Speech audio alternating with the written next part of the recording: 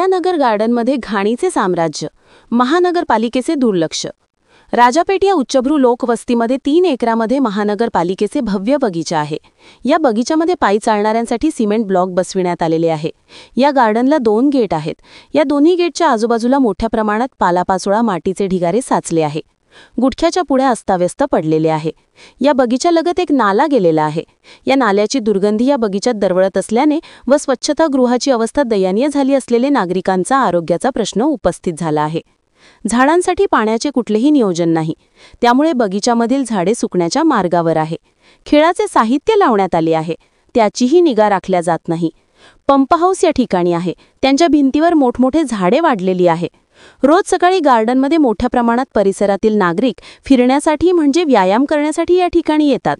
त्यामध्ये लहान मुलापासून ते वयोवृद्ध नागरिकापर्यंत सदर बगीच्यामध्ये सर्व स्तरावरचे लोक येत असल्यामुळे त्यांना विविध समस्येचा सामना करावा लागत आहे।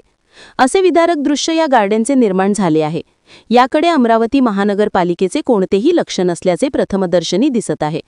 केवळ एक चौकीदार या ठिकाणी नेमला आहे, परंतु बगीच्यात स्वच्छता व नीटनेटकेपणा कुठेच पाहायला मिळत नाही।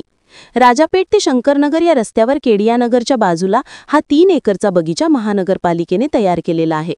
व्यायामाचे साहित्य मोठ्या प्रमाणात आहे, या बगीच्यामध्ये लावलेले आहेत। त्या ठिकाणी सुद्धा मोठ्या प्रमाणात घाण झाली आहे। कुठे कचरा पेटलेल्या अवस्थेत दिसत आहे, तर कुठे कचऱ्याचे ढिगारे। अनेकदा याबाबत महानगरपालिकेकडे तक्रारी केल्या, परंतु त्याचा कोणताही उपयोग आजपर्यंत झालेला नाही।